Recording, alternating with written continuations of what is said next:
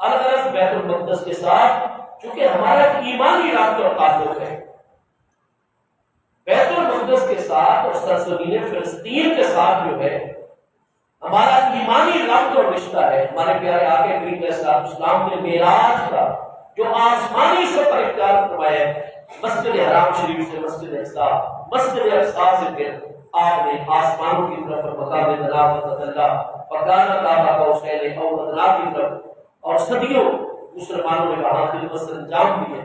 مسلمانوں کا صرف حصہ ہی نہیں، مسلمانوں کا بھی اتنا ہی حق ہے۔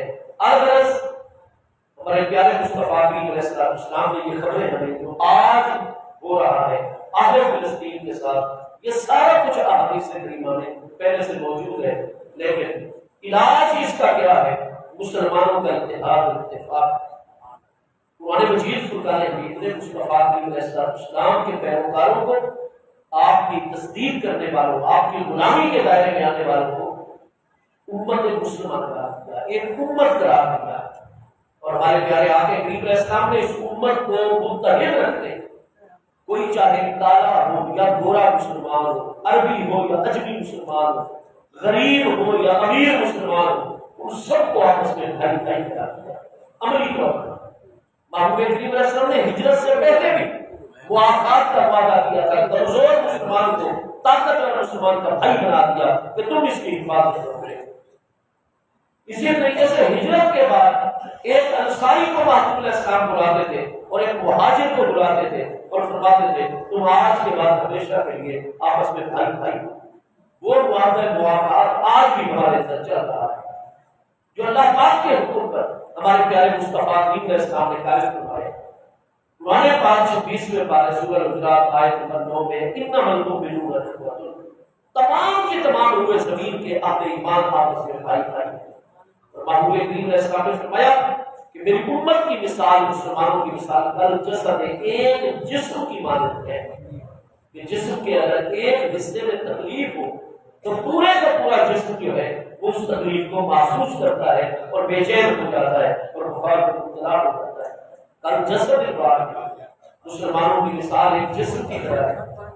لہذا یہ جو علامہ اقبال نے فرمایا کہ وطنیت اس دور کا سب سے بڑا بت ہے، ہم مسلمانوں کی سرحدیں ہم مستقبل ہیں، مصطفیٰ کریم علیہ السلام کے غلام۔ کوئی مشرق میں کلمہ ہے مصطفیٰ اسلام پڑھنے والا ہے کہ مغرب میں، شمال میں یا جنوب میں، وہ ہمارا بھائی ہے، ہم ایک ہی جسم کا حصہ ہے۔ آج کافروں نے ہمیں ٹکڑوں ٹکڑوں کے اندر بانٹ دیا ہے اور اس وقت تک ہم اپنے مظلوموں کی مدد نہیں کر سکتے۔ ہمارے افغانستان، ہمارے مقبوضہ کشمیر، ہمارے مقبوضہ فلسطین، آج امریکہ کھلے بندوں جو ہے وہ حمایت پر آ گیا۔ کہاں گئی وہ انسانی حقوق کی باتیں؟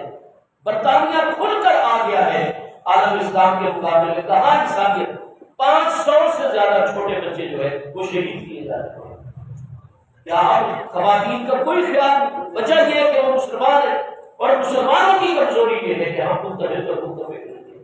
ہم کہتے ہیں یہ کشمیر کا مسلمان ہے، یہ افغانستان کا مسلمان ہے، یہ فلسطین کا مسلمان ہے۔ ہم قبروں میں کس منہ کے ساتھ جائیں گے؟ ہم آخرت میں کس منہ کے ساتھ مصطفیٰ کریم علیہ السلام کی بارگاہ میں پیش ہوں گے؟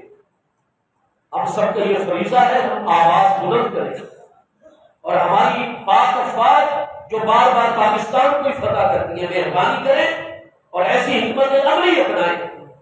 آپ جو اتنا کچھ پوری قوم کا بجٹ کھاتے ہو، یہ سارا کچھ کرتے ہو، کیا صرف آپ انہی کاموں کے لیے رہ گئے ہو؟ بلی نغمے بنانے کے لیے پاکستان کی مدد اعلیٰ اسلام کو مظلوم سے سکتی انسانیت کو، مسلمانوں کے بچوں خواتین کو صرف 2-4 بلی نغمے بھیج دینے سے پوری ہو جائے گی؟ نہیں، ہمارا مطالبہ ہے اتنے بڑے مرکز سے کہ ہماری حکومتیں بے شک وہ عارضی حکومت ہے، پوری حکومت ہے، لیکن عالم اسلام کے ساتھ مل کر پوری کوشش کریں۔ ابھی تک پاکستان جیسی عربی ریاست سے وہ بیان نہیں جاری ہوا جو ہم مسلمانوں نے پاکستان کے دل کو کوئی تسلی دے سکتا۔ ایسی حکمت عملی وضع کریں، اپنے جوان کو اس طریقے سے مصر کے راستے سے، شام کے راستے سے داخل کریں جو اپنے سینوں پر گولیاں کھائیں، یا پھر ہم غریبوں کو، عوام کو جانے دیں۔ ایسا کوئی حکمت عملی اور طریقہ کار دیں ہمیں کہ ہم جا کر لڑیں وہاں پر۔ حضور شیخ الاسلام غریب نواز وہ مجاہد ہستی ہیں جو کہ ہمیں پاکستان میں بھی سب سے 1965 کی جنگ میں باقاعدہ بندوقیں لے کر اپنے پیر بھائیوں کے ساتھ فوجیوں کے ساتھ شامل ہو کر آپ نے جہاد فرمایا۔ اس سے پہلے بابا قوم کے دور میں آزاد کشمیر، جہاں کشمیری لڑ رہے تھے، جہاں ہمارے پٹھان بھائی جا کر لڑ رہے تھے، حضور شیخ الاسلام غریب نواز کے متعلق ہر بندے کے علم میں سرکاری ریکارڈ کے اندر ہے کہ حضور شیخ الاسلام اپنا اسلحہ لے کر فوراً کشمیر میں اگلے محاذ پر لڑتے رہے۔ 1971 کی جنگ کے اندر ہم اس پیر سیال اقبال کے غلام ہیں، ہمارا دل پھوٹ کے آنسو ہو رہے ہیں، ہمیں کوئی تسلی نہیں ہو رہی۔ ہم حکومت پاکستان سے مطالبہ کر رہے ہیں کہ پرزور کفر والی آواز اٹھائے اور ہماری افواج اور ہمارے چیف آف آرمی اسٹاف حافظ صاحب محترم وہ حکمت عملی جلد ترتیب دے کہ ہمارے جوان بھی اس سرزمین پاک کے دفاع کے لیے داخل ہو جائیں۔